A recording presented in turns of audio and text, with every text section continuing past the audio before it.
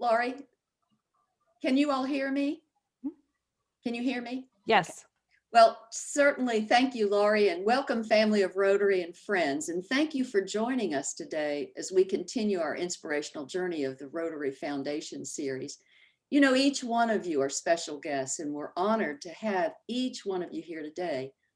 Thank you for your generosity, your time, your support. You are people of action. And thank you for securing tomorrow's Rotary through continued support each and every day. You know, our journey today takes us first to Uganda, where past District Governor George Karnes will share his story, and then we'll explore some how-tos on how you could shape your own inspirational journey through the foundation. So let me tell you a little bit about George L. Karnes II. George lives in Front Royal, Virginia, as a member of the Rotary Club of Warren County, and he served as our district governor in 2018-19. He's actively serves in both his community and his church, and he's a successful entrepreneur and businessman. Currently, George is first vice president and senior financial advisor with the Wells Fargo Advisors. George and his wife, Lynette, have a beautiful and talented family who have often shared their many talents with our district. I want you to know that to know George is to know that he'll roll up his sleeves and generously donate his time, talent, and money to making a positive difference in the world. His support to the Rotary Foundation as double sustainer, multiple Paul Harris Fellow, Paul Harris Society member, and major donor and bequest society member is a testament to his service of giving. George, thank you for your service, your generosity, and your friendship. Fellow Rotarians and guests, please join me in welcoming George Karnes. George? Hey, good morning, everyone. Can somebody speak up and just say, yes, we can hear you okay? Yes, we can hear you. Great. Vivian, thank you so much for the very warm introduction. And I had written a bunch of really terrific stuff about myself, but she figured out things to say all on her own. So I'm really glad to be able to join you this morning. When Dana reached out and asked me if I would be willing to do it, I realized I should have been volunteering to do it. I love the Rotary Foundation, and it is the engine that really allows us to do what we do in Rotary worldwide. Back in 2017, I was a newly minted district governor nominee and attending one of my first zone events and meeting all of my classmates from zones 33 and 34. And we were a pretty ambitious bunch. And just when it was announced that Sam Awori would be the president of Rotary International the same year that we would be district governors, we sort of had a collaborative discussion and wondered if we might be able to do a project in Uganda and hopefully get Sam to come and help us cut the ribbon and things like that. And so, you know, Rotary really makes the world a small place. And through Rotary, we were able to reach out to Sam, and he was really excited about the idea of doing that. And then in Atlanta, we had the chance to meet with him briefly and talk about the project. And he was hopeful that we would do the project near his home village of Kidera in an adjacent village called Mirakit. It had a lot of need there. And our plan was to do a typical project that you might see in Africa, where we would drill a well to provide water for a school. And so that was our basic plan. And then 2 weeks after the International Convention in Atlanta, Sam, before returning to Uganda, went into the hospital to have some fairly routine surgery. And in the recovery room, he had an issue with his blood pressure and ultimately passed away. A really, really sad moment for Rotary and for the world. And when that happened, all of our contacts that we had been working with in Uganda, all communication just kind of stopped. And it looked like we would not be able to do the project because they were just in mourning and distraught over the fact that Sam had passed away. Ah, there we go. Technology is always great. So my slides, there we go. Over the fact that Sam had passed away. And so we came into zone that fall for our meeting as we continued on this path to becoming district governors. And we had a discussion, are we going to be able to do this project? And one of my classmates, a woman named Sandra Hempstead, who's just a wonderful Rotarian from Florida, she said, we can't let this go. This is too important, and we need to do it in Sam's memory. And she proposed the idea that we do it as a memorial to Sam Awori. We discussed that idea with Barry Rassin, who had been named as his replacement. And Barry thought it was a great idea to honor Sam. And so having him behind us really helped a lot. And then we just began to reach out to our classmates around the world, asking them to make a commitment to the project. And the Rotary world responded. And so over 60 clubs from over 60 districts, more than 10% of the Rotary world participated in this grant. This is Sam's resting place. It's on the property where he grew up with his parents.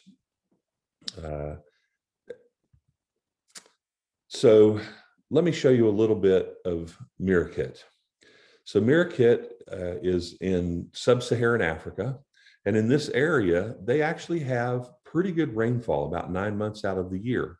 And so you can see they're gathering water here and everything looks just fine until you realize who else uses the water. Now, you don't need to worry. These cows are house trained and they would never go to the bathroom in the water. And so, I'm obviously being sarcastic. That's exactly what they do. And these people carry this water where all the cattle are drinking during the rainy season.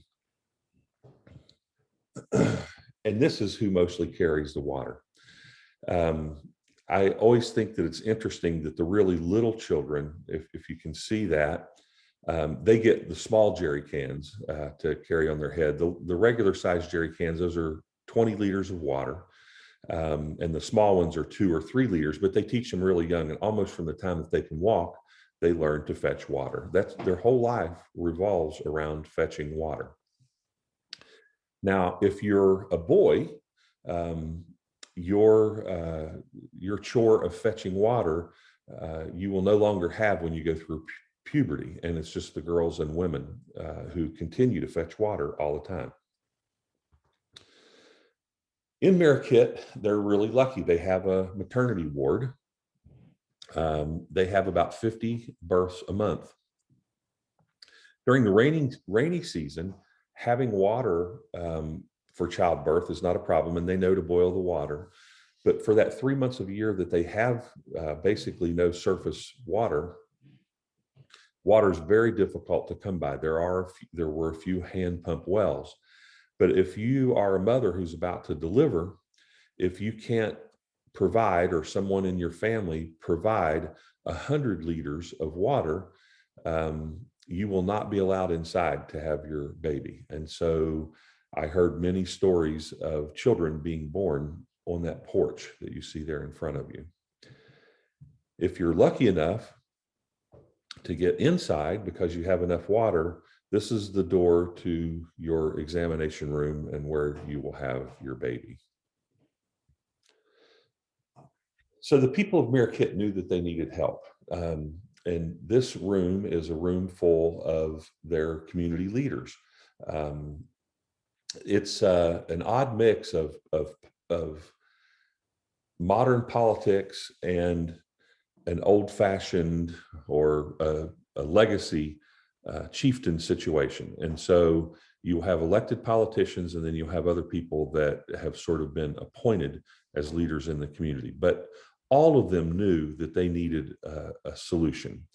They were skeptical when we first came. They didn't know who Rotary was, but they were optimistic, and they placed a lot of trust in us that we would bring water to Marquette. We spent a lot of time talking to families in the community, especially trying to find mothers and children to find out how far they had to go to fetch water, how available the water was. In particular, during the dry season, what did they do for water? This is a typical school in Marquette, and the children from that school, they came and did a dance and had written poems for us when we were there. They don't have hand washing. They don't have many of the things that we know that can prevent disease, especially childhood disease and communicable diseases. So Rotary is really careful with the money that people give to Rotary. They won't just give money for a grant unless you can document the need and the fact that it will be sustainable.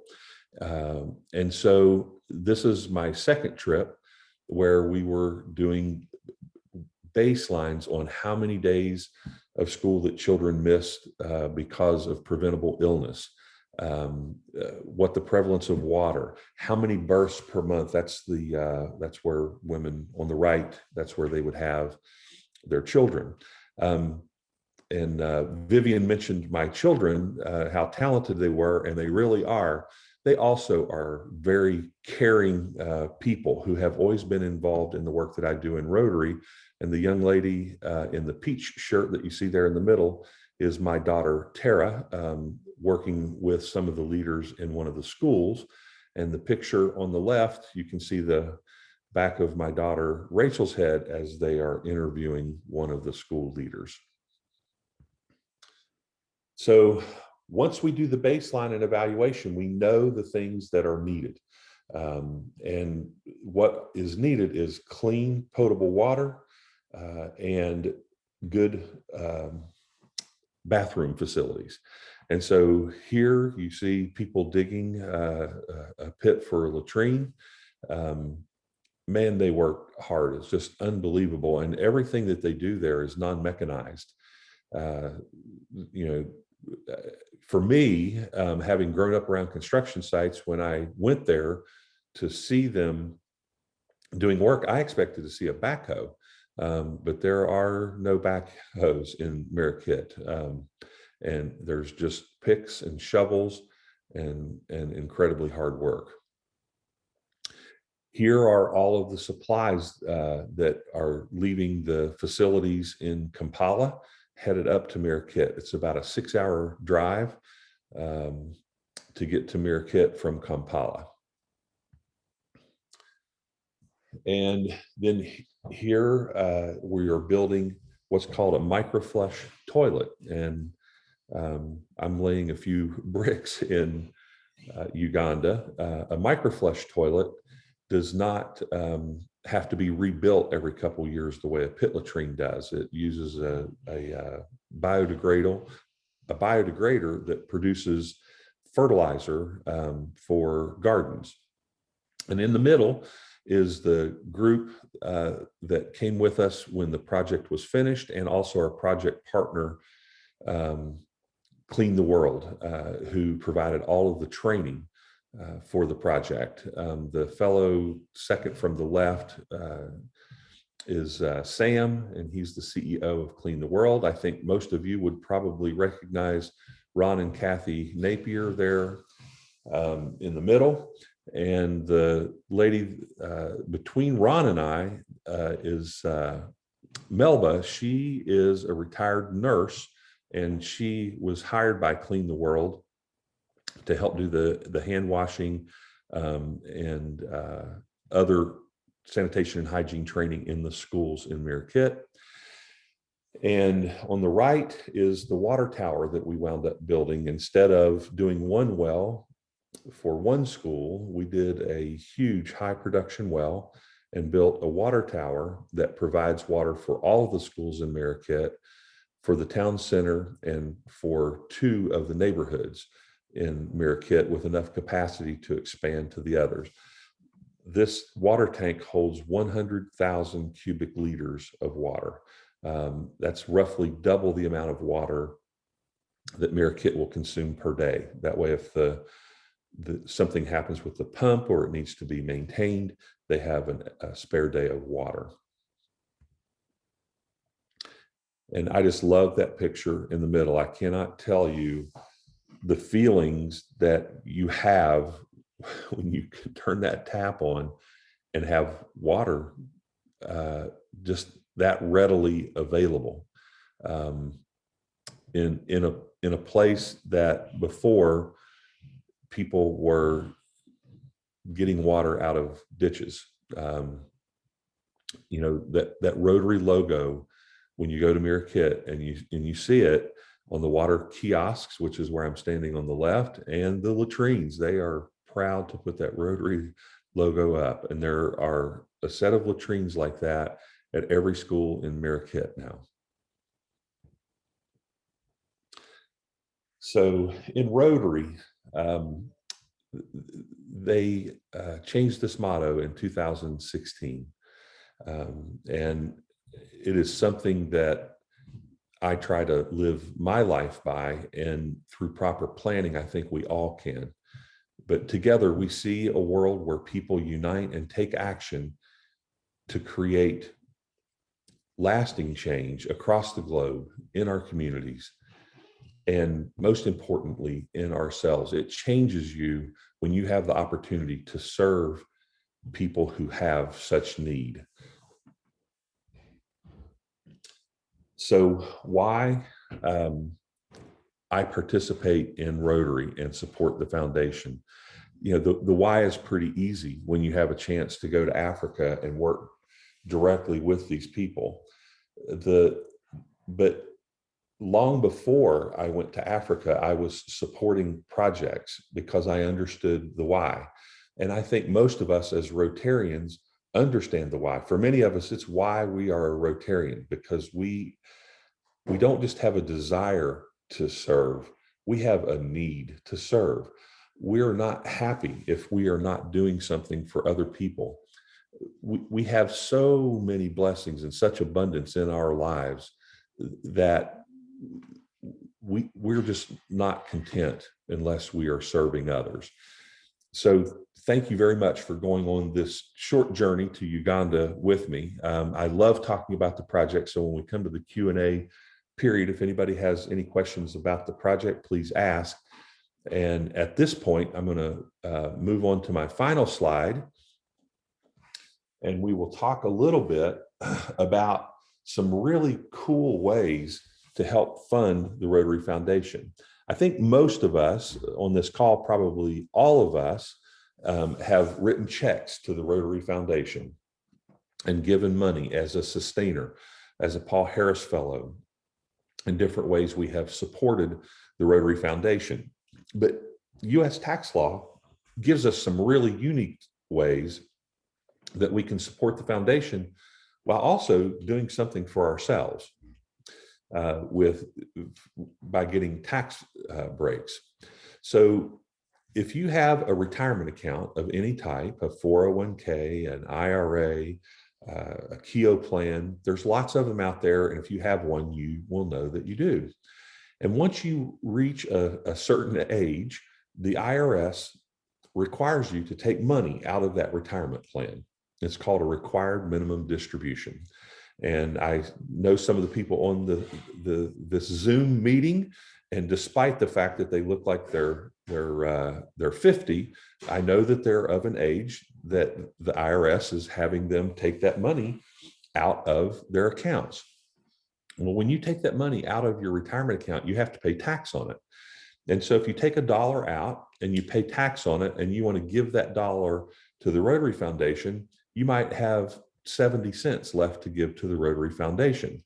But something a lot of people don't know is that you can give that money directly from the retirement account to the Rotary Foundation, and they will get the whole dollar, and you will get an entire dollar of tax deduction. So instead of giving 70% of your retirement dollars to the Rotary Foundation, you can give 100% and get a tax deduction for it. Now, there are some limitations on that. You can't give more than $100,000 from the retirement account to a charity and still get the tax break for it. But that's a pretty generous amount that you can give. So, and that is really easy to do. Any financial institution that you're working with, they're already doing it for others. Just ask them how, and they'll have a form for you to sign, and you'll be able to make those contributions that way, and it'll be a whole lot more effective. Another way is if you have appreciated stock. So if you inherited some IBM stock or AT&T stock from someone, and you've held that for a long time, and you have a lot of embedded capital gains or uncaptured capital gains in that stock, if you sell that stock, you will have to pay tax on it. Again, that will mean if you sold $1 worth of stock and then wanted to donate that dollar to the Rotary Foundation, you would only have 75 to 80 cents left to give. But if you donate that stock to the Rotary Foundation, they will get every dollar of the stock that you donate, and then you get a tax deduction for the entire gift.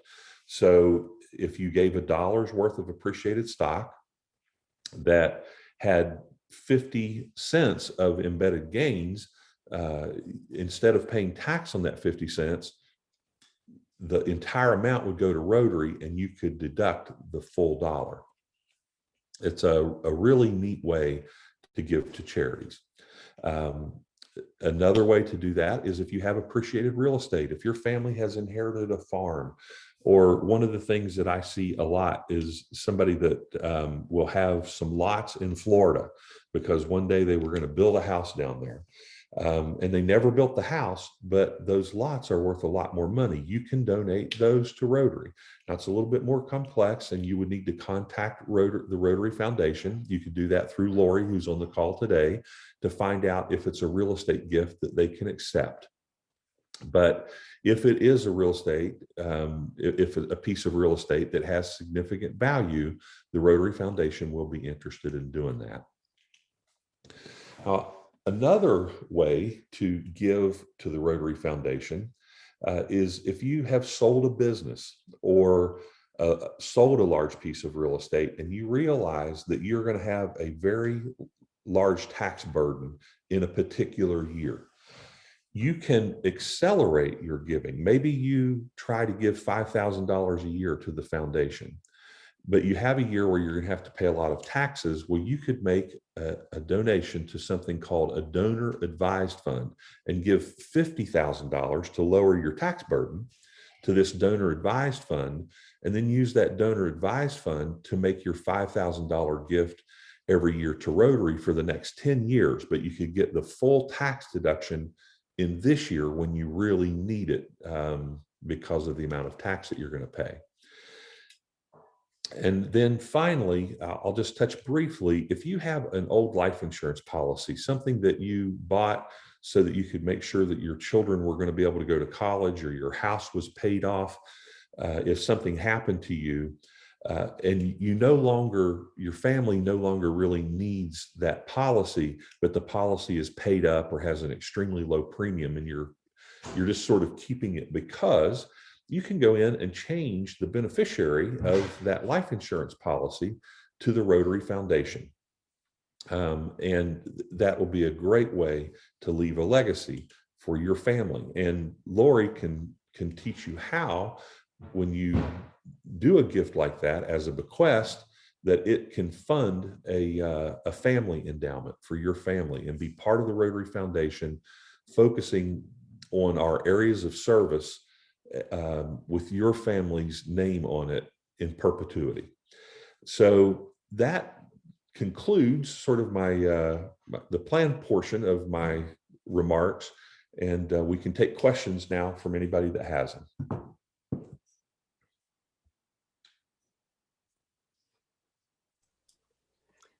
Feel free to unmute yourself if you'd like to ask a question. You don't have to type it in the chat box.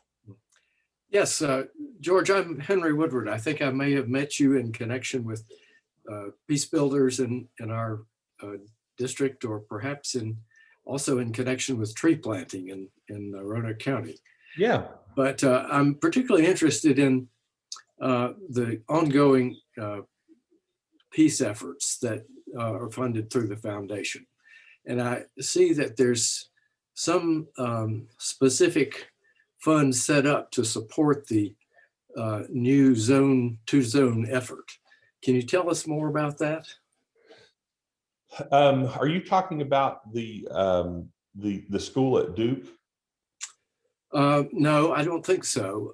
And maybe Lori has a better handle than I do about this, but I believe that the School of Duke, the school there may be involved, but I think I saw a note somewhere in some Rotary publication or newsletter about a specific sub-fund of the foundation that was set up to support the funding for this two-zone effort. I guess I'm not familiar with the two-zone effort, but I am familiar with the fact that there are several funds that have been established for that. And if you have an interest in doing some gifting, in particular to the Zone 33 and 34 fund, we Yes. can absolutely find out for you. That would, Lori or District Governor Nancy can reach out and find out about the one that's being funded through Zones 33 and 34. There was a really big gift that was just established to build another peace center in Northern Africa. And that was a multi-million-dollar gift from a family. So Right. I'll just jump in for a minute. It's called the Youth and Peace in Action. Yes. And you can do youthpeaceaction.org. It's actually it is Rotary International Director Peter Kyle's project that it does entail the two zones 33 and 34. And if you go out to that website, it'll provide you with all the information that you want. And that's a completely separate entity and project from the Rotary Foundation. It's not being funded through the Rotary Foundation at all. It's its own separate entity. And like I said, all the information is on there. And I'm glad George mentioned our new gift, because we did receive a $15.5 million gift to fully fund a new Rotary Peace Center in either Northern Africa or the Middle East. So that's just begun the search for where that will be. It's very exciting. And then hopefully by 2026, that'll be our newest peace center. and Henry, thank you so much for all of your service with our New Gen Peace Builder project. That was just wonderful to be part of. It's been a privilege. It really has. Lori, I wanted to ask on life insurance, does the foundation accept the gift of the policy early on, where you could just give the policy to the Rotary Foundation and then you continue to pay the premiums so that that portion is deductible to you? It really depends. We usually don't do that until someone is much older. I want to say this sounds very morbid, but you have to be, I believe it's between 10 and 15 years from possible death, because the Rotary Foundation, you can sign a policy over to the Rotary Foundation. It's usually pretty rare. Most of the time what we do is just become a beneficiary of the policy. Okay. But on certain circumstances, we can do that. That kind of is an individual thing. So usually that's something we work, if somebody wants to do something like that, where they're continuing to pay the premiums, but sign it over to Rotary, each individual is sometimes a little different. So that would be something I'd just work with that person on. Okay, I know a lot of universities do that. I don't know if that answers. No, that's fine. Yeah, thank you.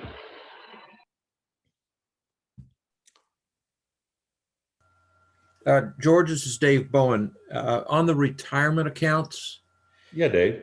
you said 100,000 max. Is that max forever or max per year?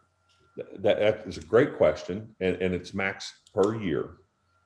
You can do up to 100,000 every year. You can give more than that from your retirement account. And some people have retirement accounts that will support more than that, but you can't get the tax deduction for it.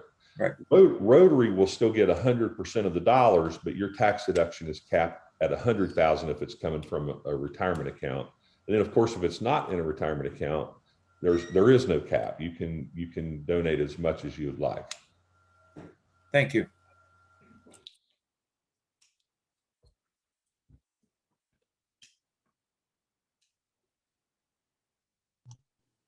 Hey, George. Yes. Great to see you again. And I'm going to piggyback on David's question on that, in that if you were to give to different, like say you were to give to a club foundation and the Rotary Club Foundation, and possibly, I don't know if CART is a separate entity, CART is a separate but with entity. those, could you go over the 100,000 in those cases to generate? Again, You know what I'm saying? I do. It's good. So basically, could you give 50,000 to 3 different ones and get over the $100,000 cap? Could you give 50,000 to your club's foundation, 50,000 to the Rotary Foundation, and 50,000 to CART? Sadly, the answer is no. That $100,000 cap is all charities combined. But as Dave mentioned in his question, you can stretch that out over years. So what you could do is just make a little bit smaller gift to keep it below the $100,000 threshold and do it for multiple years. I have another question about gifts to the foundation. Sure. I understand there's a distinction between giving to the foundation endowment and to the annual fund. Am I right about that? And if so, what are the distinctions? You are right about that. And I'm going to turn that question over to Lori. She's our resident expert. I think Alex Wilkins used to say the duty expert. Oh. Thank you for that question, Henry. That's a good question. The big difference is when you give to annual fund, it's the gift for today. So your gift into the annual fund is used almost right away, unless it goes into annual fund share, which we know has the 3-year investment cycle, but it's a gift for today. If you give a gift to the endowment, that gift, the principal of your gift, let's say you do a $10,000 gift, that the principal of your gift is never spent. It's just the interest every year from that provides spending for whatever designation you choose. If you chose endowment fund share, or let's say you decided to do water and sanitation, or you did the peace centers, that's how that works for the endowment. So really it's what your focus is. Is it a gift for today that's spent right away? Or do you want your gift to be something forever? Can an annual fund gift be made for specific purposes, or is that just to the budget? Absolutely. You can, for annual fund, you can do annual fund share. You can do annual fund for any of the areas of focus. You can do it for polio. You can do it for the disaster response fund. You can also, an annual gift can go directly to a global grant. So you can definitely specify and designate where your gift goes. And there's some advantage to your district, I guess, if you make a contribution to the annual fund. Is that the way it works? It is for annual fund share, right? Because annual fund share is how the district then 3 years later gets money back. It's called district designated funds, or DDF. And so let's say you give a gift of $100 this year. That money goes into annual fund share. It's invested for 3 years.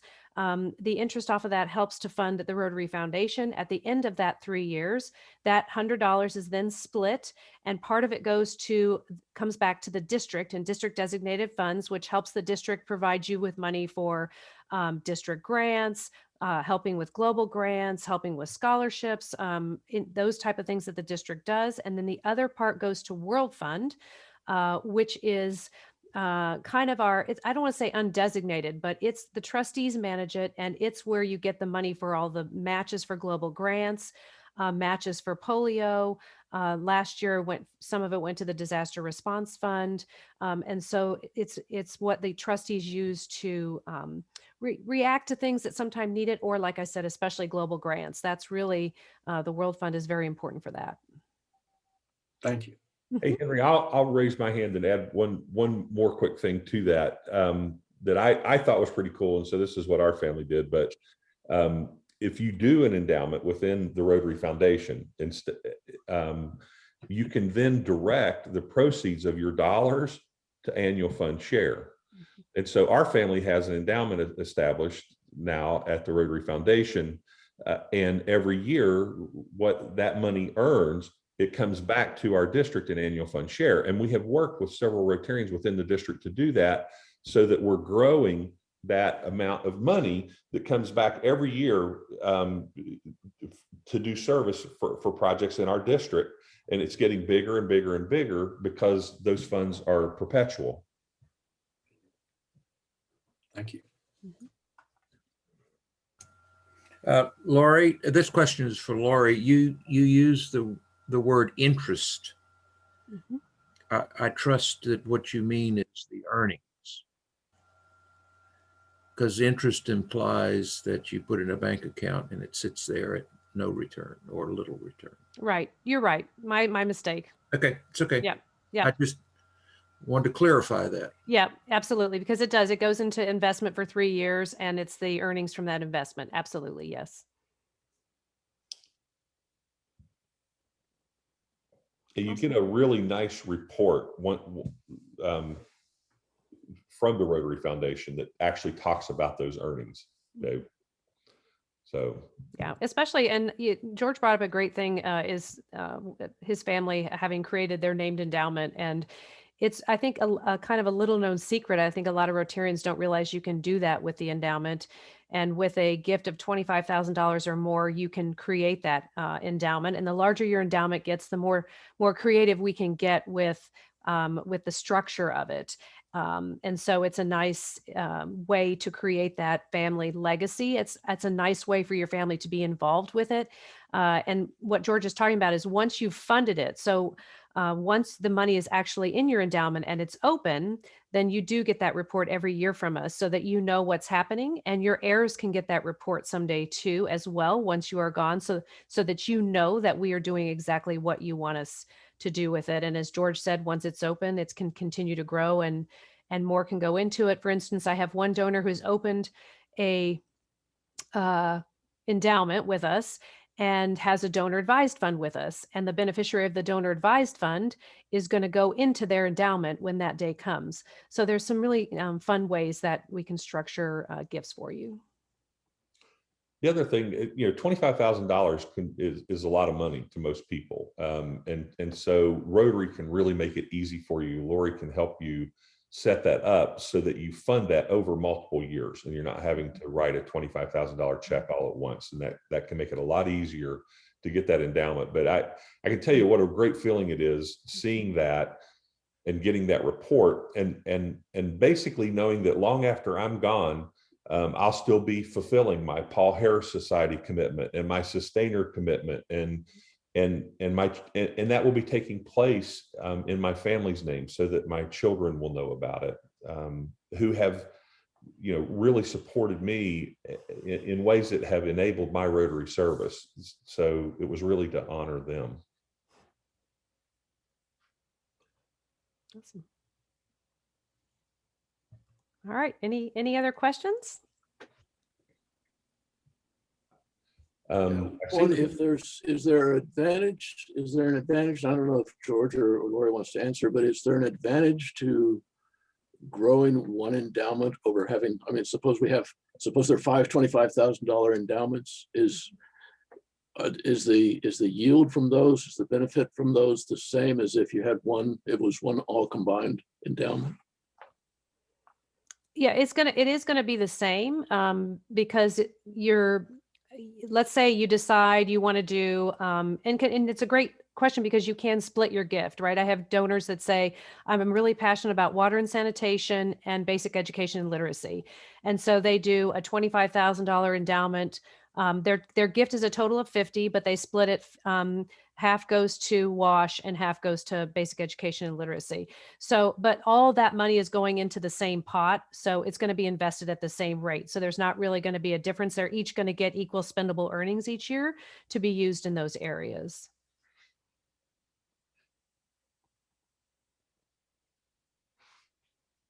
All right, Coming back.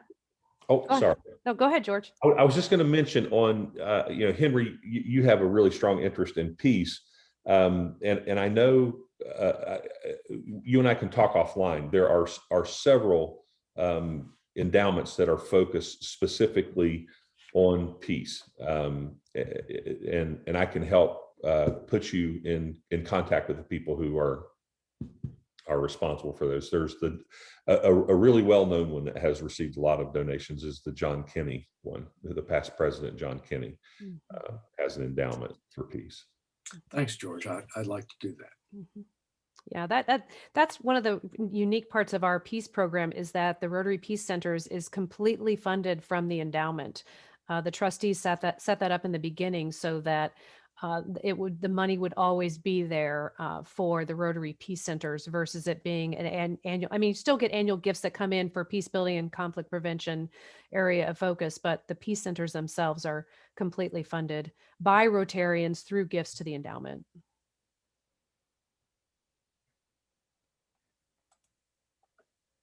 Awesome. Well, let me check to make sure I don't see any questions in the chat box. We don't want to keep you forever. So any other questions?